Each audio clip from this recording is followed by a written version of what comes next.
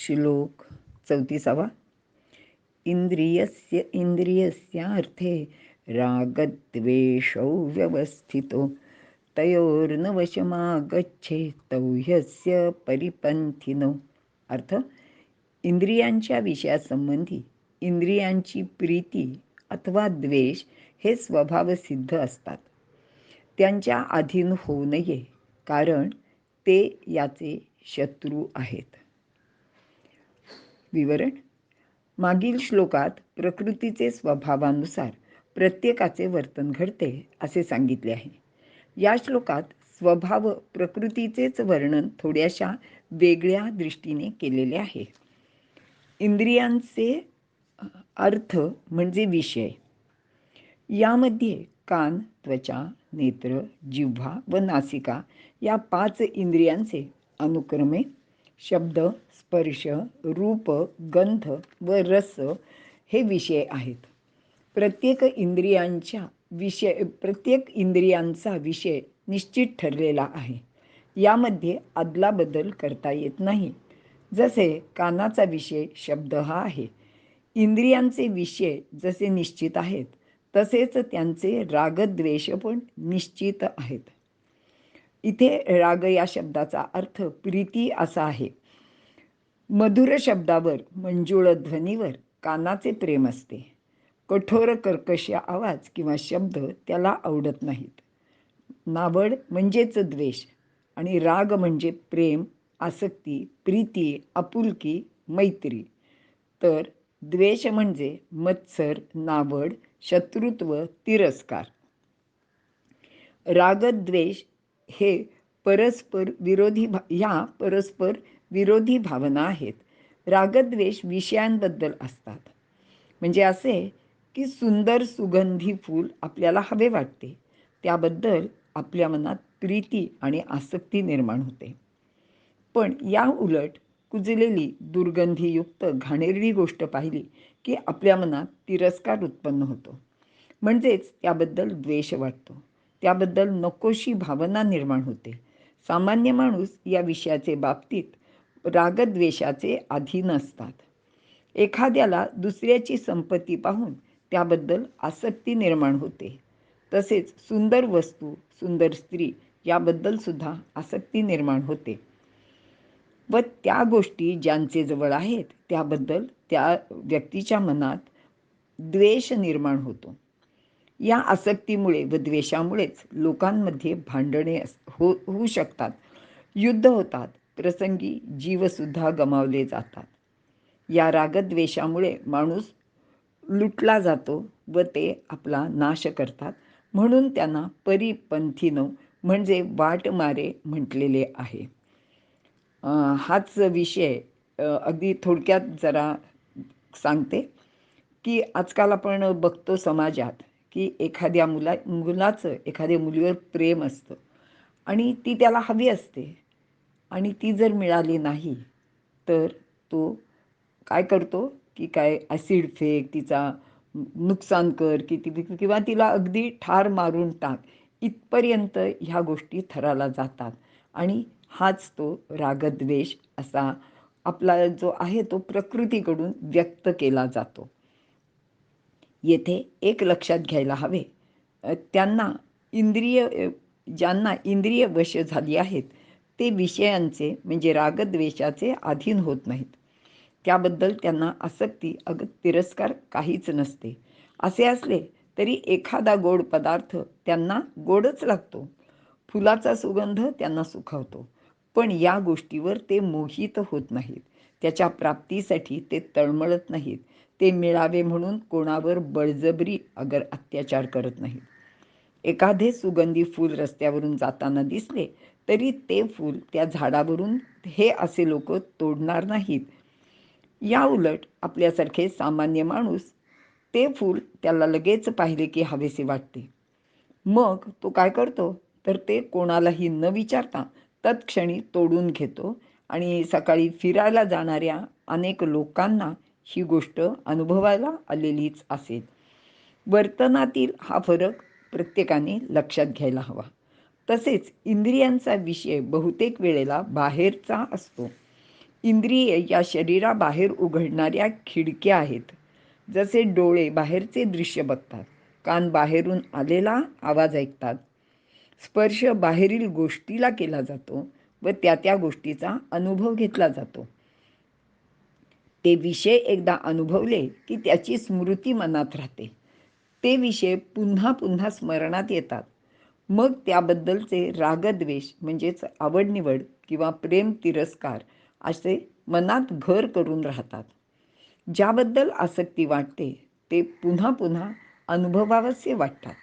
उदाहरणार्थ, चांगले गाणे, एखादे आंब्यासारखे फळ, चहा, कॉफी, आईस्क्रीम किंवा अनेक खाद्यपदार्थ ते वारंवार अनुभवता आले की माणूस त्याचे हळूहळू अधीन होऊन जातो आणि मग त्या गोष्टी वाचून त्याचे अडायलाच लागते. म्हणजे असं बघा, त्यांनीच माणसाला पराधीनता पण येते. काय होतं की सकाळी चहा घेतला नाही तर काम सुचत नाही, डोके दुखते, असे हे विषय माणसाचे अकल्याण करतात.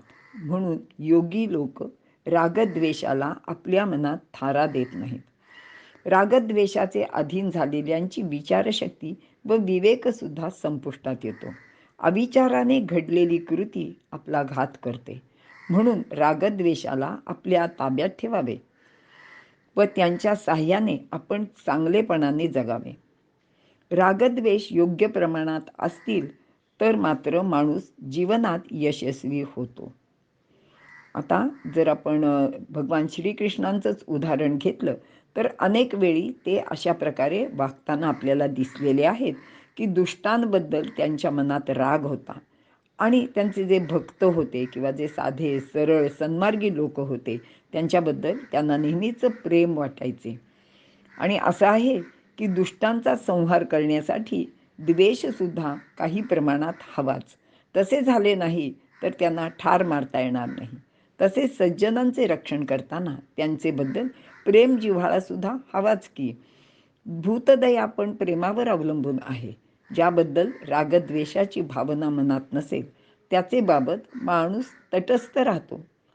म्हणून जीवनात सर्व विकारांना आपल्या ताब्यात ठेवून योग्य वेळी विवेकाचा उपयोग करून माणसाने आपले इष्ट साध्य करावे, असे भगवंत अर्जुनाला सांगत आहे.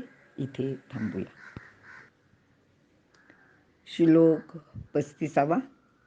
श्रेयान् स्वधर्मो विगुणः परधर्मात् स्वनुष्ठितात् स्वधर्मे निधनं श्रेयः परधर्मो भयावहः. अर्थ, उत्तम प्रकारे आचरलेल्या परधर्मापेक्षा आपला विकल किंवा बिकट असा धर्मही श्रेष्ठच आहे. आपल्या धर्मात राहून मरणेही चांगलेच असते, पण नुसते जगविणारा परधर्म हा भयावह असतो. माऊलीने पुढील ओव्यात याचा अर्थ लिहिलेला आहे. माऊली म्हणतात, अगा स्वधर्मो हा आपुला, जरी का कठीणू जाहला, तरी हाची अनुष्ठिता भला देखै. येरू आचारू जो परावा, तो देखता कीर बरवा, परी आचरतेनी आचरावा आपुलाची. विवरण, प्रत्येकाचे अस्तित्व त्याचे स्वधर्मावरच अवलंबून असते. स्वधर्म म्हणजे स्वतःचा जन्मजात गुण, जसे अग्नीचा दाहकपणा किंवा जलाची शीतलता. आता स्वधर्माबद्दल काही विचार इथे स्पष्ट करूया. अधिदैविक दृष्टी, प्रत्येकाचे अस्तित्व स्वतःचे धर्मावर अवलंबून असते. स्वधर्म म्हणजेच जन्मजात असलेले गुण. जसे उष्णता हा अग्नीचा तर शीतलता हा पाण्याचा गुणधर्म आहे. अग्नीला आपल्या दाहकपणाचा कंटाळा आला तर त्याला त्याचा त्रास वाटू लागला आणि त्याने जलाची शीतलता अंगीकारायची असं ठरवून टाकलं, तर काय होईल? तर अग्नी शीतल झाला म्हणजेच त्याचा नाश झाला. परधर्म आपल्याला कितीही चांगला वाटला तरी शेवटी त्याचे फळ भयावह किंवा विनाशकारीच असते. आध्यात्मिक दृष्टी: डोळ्याने पाहावे, कानाने ऐकावे, नाकाने वास घ्यावा, हा ज्या त्या इंद्रियांचा धर्म आहे. हे सर्व आपापल्या जागी यथायोग्य प्रमाणात असले तरच शरीराची सुस्थिती राहील. यात जर काही उलटापालट करायची ठरविली तर त्यात कोणाचेच भले होणार नाही, कारण त्यांना ते तसं करायला जमणार पण नाही. आधिभौतिक मानव समाजात, विशेष करून भारतात, फार पूर्वीपासून वर्णाश्रम व्यवस्था अस्तित्वात होती. या 4 वर्णात शास्त्रोक्त कर्तव्यात मनुष्याचे सुस्थितीला, सामाजिक स्वास्थ्याला आवश्यक असणाऱ्या कार्यांचा समावेश केलेला होता. परंतु काही लोकांचे मनात या व्यवस्थेबद्दल विकल्प आला. या व्यवस्थेचे मूळ न पाहता, म्हणजे त्याचे जे महत्त्वाचं कारण आहे ते असं आहे की गुणकर्म विभागशः, आणि भगवंतांनी सुद्धा असंच सांगितलेलं आहे. आणि नेमका त्याचा विपरीत अर्थ लावला गेला आणि त्यांनी या व्यवस्थेलाच सुरुंग लावून टाकला. येथे प्रत्येकाचे कर्तव्य किंवा काम गुणानुसार ठरविण्यात आले होते. जसे ब्राह्मणाने म्हणजे बुद्धिमान लोकांनी प्रथम ब्रह्मचर्याचा स्वीकार करून विद्याभ्यास करायचा, नंतर गृहस्थाश्रम स्वीकारून विद्यादानाचे महत्त्वाचे कार्य करायचे, त्यानंतर वानप्रस्थाश्रम व शेवटी संन्यासाश्रम भोगून आपले जीवित सफल करायचे. आता या 4ही आश्रमात त्यांनी समाजाचे हिताचाच विचार करायचा, अशी पद्धत त्या काळात होती. ब्राह्मणांनी उपजीविकेपुरते कमवावे, संपत्तीचा अतिरिक्त संग्रह करू नये, तर क्षत्रियाने पराक्रम करून समाजाचे पालन व रक्षण करायचे. वैश्यांनी शेती व व्यापार करून समाज सुस्थितीत ठेवायचा. वरीलपैकी कोणतीच गोष्ट करणे ज्यांना शक्य नाही, त्या सर्वांनी कारागिरी करून समाजोपयोगी वस्तूंची निर्मिती करावी आणि सेवा कार्य करावे. आपले जीवन सत्कारणी लावावे. यात समाजातील प्रत्येक व्यक्तीचा विचार केला होता. आपल्याला जे येते ते करण्याचे स्वातंत्र्य या व्यवस्थेत सुरुवातीच्या काळात होते. परंतु नंतर मात्र हा विचार व तसे आचरण बंद पडायला लागले. या वर्णव्यवस्थेत गुणांऐवजी जन्माला व त्यांच्या कुलाला महत्त्व दिले गेले. परिणामी वर्णामध्ये एकमेकांकडे बघण्याचा दृष्टिकोनच बदलला. त्यात श्रेष्ठ कनिष्ठ भावसुद्धा निर्माण झाला. समाजात जो तो स्वतःलाच मोठा मानू लागला. त्यातच गरीब श्रीमंत, सबल दुर्बल, सामान्य लोक व बुद्धिमान लोक असे भेद निर्माण झाले. बौद्धिक क्षेत्रातील व राजकीय क्षेत्रातील लोक सामान्यांवर आपले वर्चस्व दाखवायला लागले. ते त्यांना कमी प्रतीचे किंवा हीन मानायला लागले. त्यामुळे समाजात द्वंद्व निर्माण झाले, जो तो एकमेकाचा मत्सर करू लागला. जमेल तसे एकमेकांवर कुरघोडी करायला त्यांनी सुरुवात केली. समाज स्वास्थ्य बिघडून गेले. एकमेकांबद्दल संशय व भीती निर्माण झाली. समाज दिशाहीन झाला. आजही ही गोष्ट आपण अनुभवत आहोत.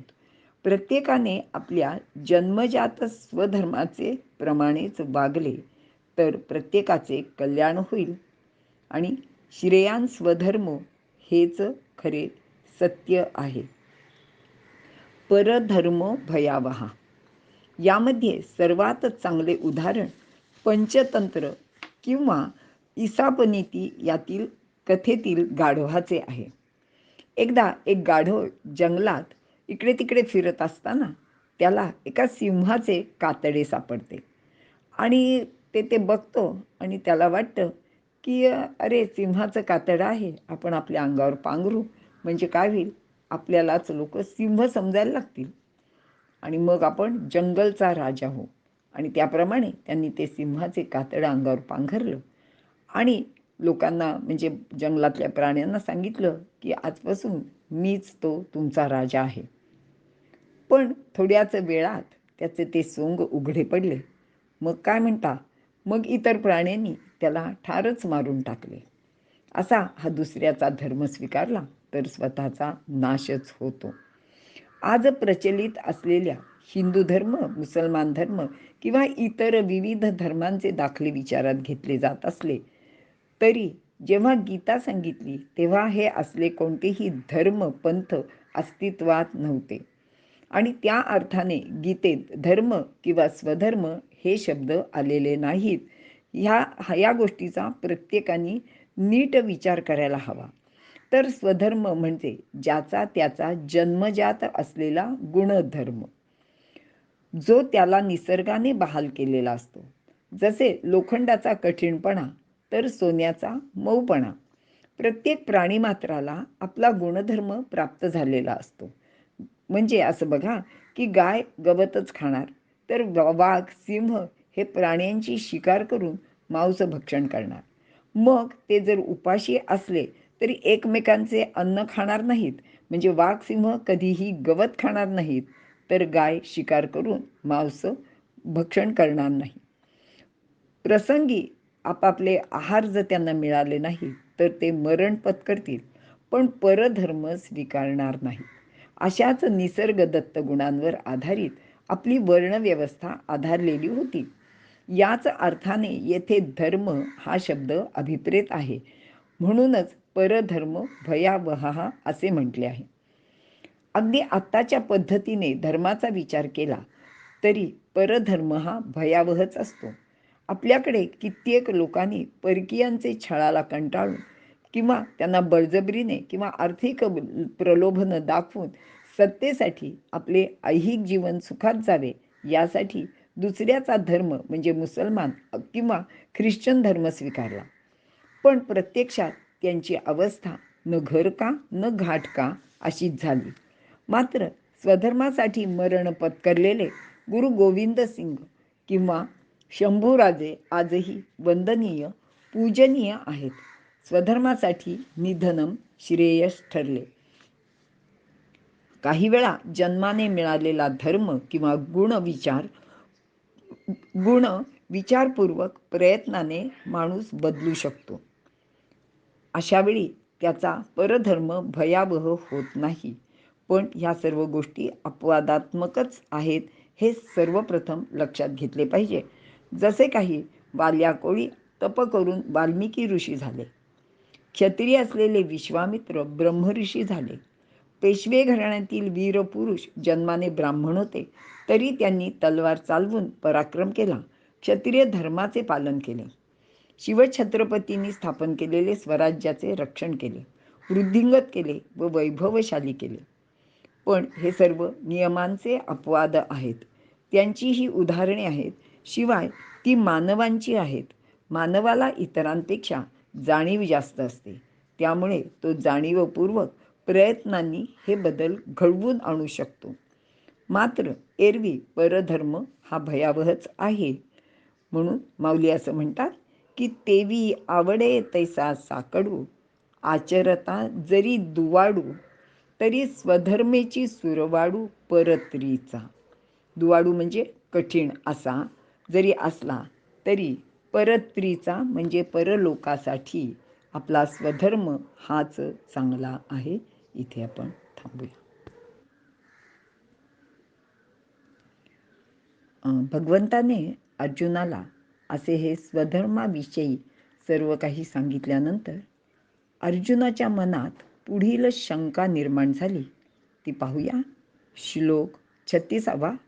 अर्जुन उवाच अथ केन प्रयुक्तोऽयं पापञ्चरति पुरुषः अनिच्छन्नपि वार्ष्णेय बलादिव नियोजितः. अर्थ, अर्जुनाने विचारले, हे श्रीकृष्णा, आता तू मला असे सांग की कोणाच्या प्रेरणेने हा मनुष्य आपली इच्छा नसतानाही अगदी जणू काही बलात्काराने म्हणजे मनाविरुद्ध असे प्रेरित केल्याप्रमाणे पापाचे आचरण करतो. विवरण. मागील श्लोकात स्वधर्माचरण कसे श्रेयस आहे हे भगवंताने सांगितले. त्यानंतर अर्जुनाने विचारले की हे सर्व तू सांगितलंस तर ते खरंच आहे, पण असं असलं तरी हानिकारक असताना सुद्धा माणूस असे पापकर्म करायला का बरे प्रवृत्त होतो? अर्जुनाने येथे खूपच महत्त्वाचा प्रश्न विचारला आहे. तो म्हणजे की सहसा माणसाची वृत्ती ही पाप करण्याची नसते. सामान्य माणूस सुद्धा पापभिरूच असतात. असे असताना सुद्धा अगदी जाणते म्हणविणारे किंवा ज्ञानी लोकसुद्धा काही वेळा स्थितीभ्रष्ट होऊन भलत्याच मार्गाने जाताना दिसतात. अशी कोणती शक्ती माणसाला असे कर्म करायला भाग पाडते? एखादी वाईट गोष्ट करताना माणसाचे मनात असे करू नये असा विचार सततच येत असतो, पण तरीसुद्धा त्याचे हातून ती वाईट गोष्ट घडतेच. एके ठिकाणी दुर्योधन म्हणतो की कसं आहे, मी जे वागतो ते चांगलं नाही आहे आणि असं करू नये असं मला सुद्धा वाटतं ना, पण तरीसुद्धा मी काही चांगलं वागूच शकत नाही. माझ्याकडून घडणाऱ्या वाईट गोष्टी मी स्वतःला त्या करायला थांबवू शकत नाही. आपल्या मनात येणारे वाईट विचार आपण थांबवू शकत नाहीत, पण जोपर्यंत आपण तसे प्रत्यक्ष आचरण करीत नाही तोपर्यंत त्याचे प्रत्यक्ष परिणाम भोगावे लागत नाहीत. म्हणजे असं आहे की एखाद्या माणसाबद्दल आपल्याला राग आला आणि त्याला चांगलं बदडून काढावंसं वाटलं, पण हा फक्त आपल्या मनात आलेला विचार आहे. तशी कृती आपण करत नाही.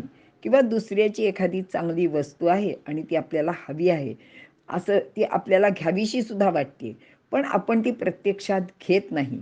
तोपर्यंत त्याचा परिणाम असा आपल्याला काही वेळा दिसून येत नाही. पण जोपर्यंत आपण ही गोष्ट करत नाही तोपर्यंतच त्याचे परिणाम आपल्याला भोगावे लागत नाही.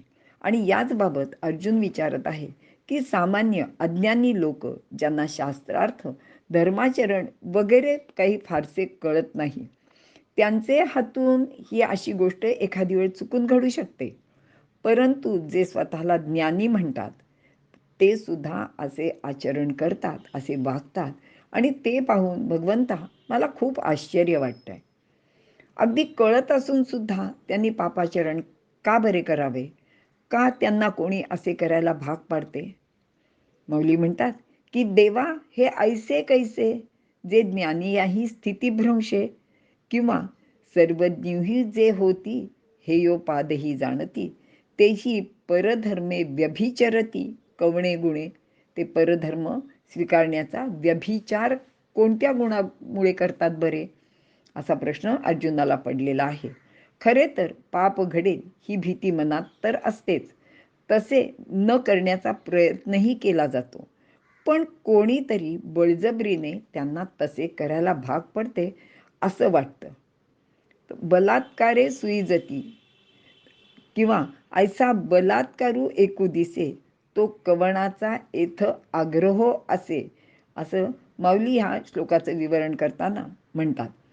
आणि अर्जुन भगवंताला म्हणजे श्रीकृष्णाला सांगतोय की अगदी माझ्यावर कृपा करा आणि या प्रश्नाचं मला तुम्ही उत्तर द्या. इथे थांबूया. वरील श्लोकात अर्जुनाने विचारलेल्या प्रश्नाला भगवंत पुढील प्रमाणे उत्तर देत आहेत. श्लोक 37. श्री भगवानुवाच काम एष क्रोध एष रजो गुणसमुद्भवः महाशनो महापाप्मा विध्येन मिह वैरिणम. अर्थ, श्री भगवान म्हणतात, रजोगुणापासून उत्पन्न होणारा हा कामच क्रोधरूपाने परिणत होतो आणि हा कधीही तृप्त होत नाही. तो महापापी सुद्धा आहे आणि संसारातील हा सर्वात मोठा वैरी आहे असे अर्जुना तू समज. विवरण: माणसाचे एकूण 6 शत्रू आहेत. ते म्हणजे काम, क्रोध, लोभ, मोह, मद आणि मत्सर. या जगात माणसाचे हातून कोणतेही पापकर्म घडते ते कामामुळे. काम म्हणजेच इच्छा किंवा वासना, आणि ती पूर्ण झाली नाही तर क्रोध येतो. ती पूर्ण झाली की लोभ वाढतो आणि हे सर्व रजोगुणामुळे उत्पन्न होते. आपण दुसऱ्या अध्यायात याचे विवरण सुद्धा पाहिलेले आहे. माणसाला सतत काहीतरी हवे आहे असे वाटत राहते आणि एखादी गोष्ट हवी वाटणे म्हणजेच काम किंवा इच्छा निर्माण होणे. सत्वगुण शुद्ध स्वरूपात असेल तर तेथे आसक्ती नसते. येथे शुद्ध स्वरूपात असे म्हटले आहे कारण नुसत्या सत्वगुणाला सुद्धा आपण जे चांगले वागतो किंवा त्याचा त्या माणसाला अहंकार होतो की मी खूप चांगलं वागतो, माझ्या हातनं काही वेडंवाकडं वागलं जात नाही, मी काही पाप करत नाही. शिवाय लोकांनी आपल्याला चांगलं म्हणावे यासाठीही ते प्रयत्नशील असतात. त्यांना आपली कीर्ती व्हावी असे सुद्धा वाटत असते. आणि असं सगळं हे जे काही वाटणं आहे हा सुद्धा एक कामच आहे. मानवी जीवनातील 3 ईषणा जिंकणे अवघड असते. एक वित्तेषणा, पुत्रेषणा आणि लोकेषणा. वित्तेषणा म्हणजे पैसा मिळायला पाहिजे आपल्याला अशी इच्छा. पुत्रेषणा म्हणजे आपल्याला एका चांगल्या पुत्राची किंवा आपल्याला अनेक पुत्रांची प्राप्ती व्हायला पाहिजे. आणि लोकेषणा म्हणजे जनमानसात असलेला लौकिक. यापैकी लोकेषणा हिच्यावर मात करणे फारच अवघड असते. मात्र शुद्ध सत्वगुणात कोणतीच आसक्ती नसते. पूर्ण वैराग्य प्राप्त झालेले असते. तर याचे उलट शुद्ध तमोगुणात अज्ञान इतके वाढलेले असते की त्याला स्वतःला काय हवे ते सुद्धा कळत नाही. म्हणून तेथे ही इच्छा नसते. मात्र रजोगुण हा कामाचा प्रेरक आहे. तो खूप खादाड आहे. त्याला महाशना असे म्हटले आहे. याची तृप्ती कधीच होत नाही. एकामागून एक सतत त्याला काहीतरी हवेच वाटत राहते. असा हा काम कितीही भोग भोगले तरी तृप्त होत नाही. याचे फल दुःख हेच आहे. आपल्याला राजा ययातीचे उदाहरण माहिती आहे की सर्व काही आयुष्यात भोग भोगल्यानंतर सुद्धा त्याचा काम शांत झाला नाही आणि त्यांनी एक भयंकर कृत्य केले की आपल्या तरुण मुलाकडे त्याचे यौवन भोग भोगण्यासाठी मागितले. आणि नंतर काय झालं तर आपल्याला ते माहिती आहे. असा हा काम माणसाला कोणतेही कृत्य करायला भाग पडतो. त्याचे कारण असेच आहे की काम पूर्ण झाला नाही की क्रोध येतो आणि त्यातूनच मोह लोभ असे एकामागून एक विकार बळावत जातात. मोह म्हणजेच अज्ञान. त्यातून सारासार विवेकच संपतो व मग हातून कोणतेही दुष्कृत्य घडते.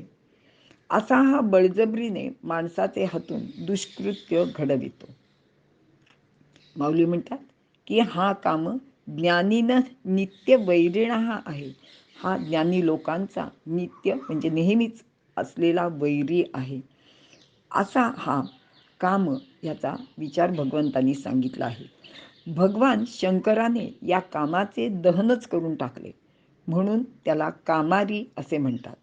मनात कोणतीही इच्छा निर्माणच होऊ नये यासाठी शंकर स्मशानातच वास्तव्य करतात व वैराग्य अबाधित राखण्याचा प्रयत्न करतात. ते खरे ज्ञानी व उमापती आहेत.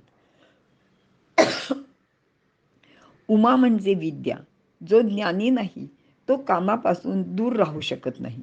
या कामाला अनिल म्हणजे अग्नी असेही म्हणतात. तो माणसाचे सुख दग्ध करतो. रजोगुणामुळे काम निर्माण होतो. रजो रागात्मक विद्धी तृष्णा संगसमुद्भवम. रजोगुण तृष्णा आणि आसक्ती यांचे मूळ आहे. कारण हा रजोगुणच माणसाला कर्माकडे सतत प्रवृत्त करत राहतो.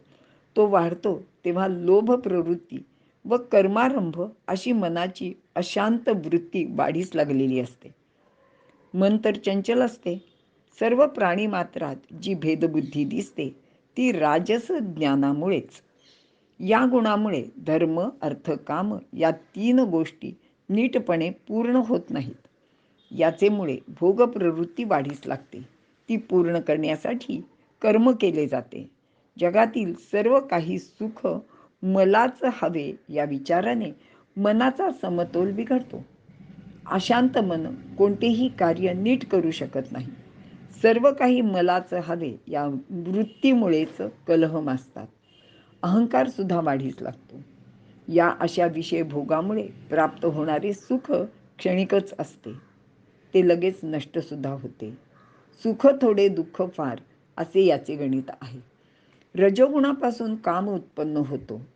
हे रजोगुण मानसीचे समूळ आसुरियेचे धाले पण ययाचे अविद्या केले, असं माऊली या रजोगुणाचं वर्णन करतात. या कामोपभोगात विघ्न आले की क्रोध येतोच. असे हे काम आणि क्रोध पापाला कारणीभूत असून ते या लोकीचे सर्वात मोठे शत्रू आहेत.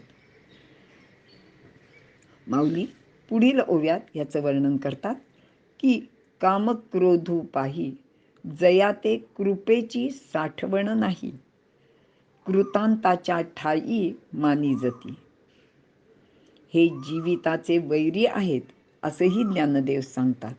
तसेच इही विवेकाची त्राय फेडिली, वैराग्याची खाल काढिली, जितया मान मोडिली उपशमाची, असं वर्णन माऊलींनी केलेलं आहे.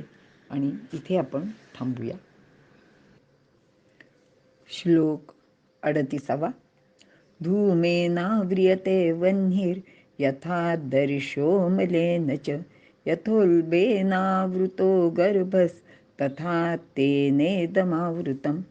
अर्थ: धुराने अग्नी, धुळीने आरसा आणि गर्भाशयात वारेने गर्भ वेढलेला असतो, त्याप्रमाणे कामाने पुरुषाचे ज्ञान आवृत्त झालेले असते. विवरण: काम क्रोध हे ज्ञानाचे वैरी आहेत हे सांगताना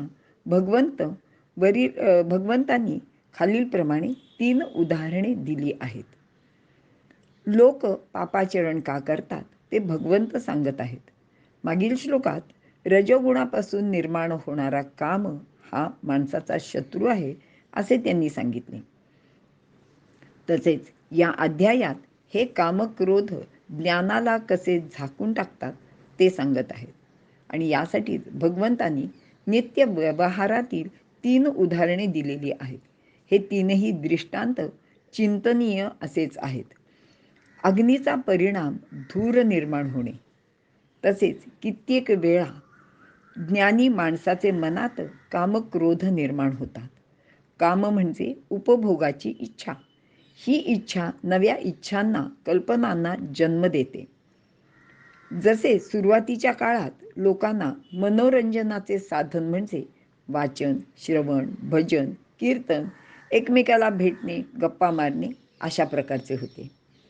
आणि त्यानंतर मग गाणे, नाटक, नृत्य इत्यादी यांचा उदय झाला. मग चित्रपटांची निर्मिती झाली. लोक त्याच्याकडे चांगलेच आकर्षित झाले. त्याच्यानंतर दूरदर्शन आले.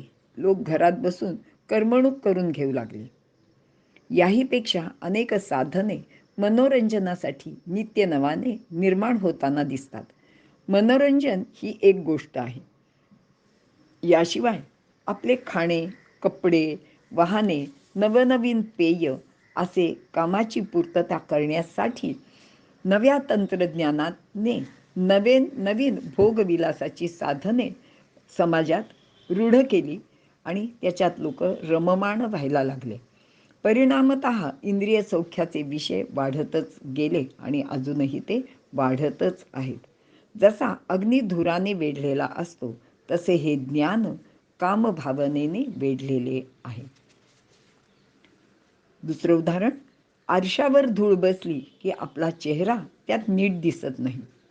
तसेच ज्ञान कामभावनेने मलिन होते. वेदांताचे सांगणे असे आहे की तूच आत्मा आहेस, पण आपल्याला त्याचा अनुभव येत नाही, कारण आपले चित्त शुद्ध नसते. जसा आरसा स्वच्छ पुसला की आपले प्रतिबिंब त्यात नीटपणे स्पष्ट दिसते, त्याचप्रमाणे चित्त शुद्ध होताच आपले स्वरूप दर्शन होते. पण आपले चित्त कामभावनेने मलिन झालेले आहे आणि त्याचमुळे आपल्याला आत्मदर्शन होत नाही. आता तिसरे उदाहरण पाहूया. ते त्यांनी वारेने जसा गर्भ वेढलेला असतो त्याप्रमाणे ज्ञान कामाने वेढलेले असते असे सांगितले आहे. म्हणजेच या कामातच ज्ञानरूप गर्भ वाढत असतो. योगी लोक काम जिंकण्यासाठी तप करतात. पण काय होतं, त्यांना जेव्हा रिद्धी सिद्धीचे रूपाने काम वेढतो, म्हणजे त्यांना अशा सिद्धी प्राप्त होतात, तेव्हा ते त्याचेच मागे लागतात. सिद्धी प्राप्त होणे आणि त्याचा वापर करणे हे सुद्धा एक कामाचेच वेगळे रूप आहे. काही लोक मोक्षप्राप्तीसाठी सुद्धा प्रयत्न करतात, पण भगवंत सांगतात की ही सुद्धा एक इच्छाच आहे. 18व्या अध्यायात मोक्ष संन्यास सांगितला आहे. मोक्ष म्हणजेच ज्ञान आणि तेच परमेश्वर. परंतु ते ज्ञान परमेश्वर नसते, कारण तेथेही एक सुप्त इच्छा आहे मोक्ष मिळण्याची. आणि म्हणूनच कामनाविरहित स्थिती किंवा मनाची निर्वासन स्थिती म्हणजेच खरा मोक्ष आहे, असे भगवंत सांगत आहेत. इथे आपण थांबूया.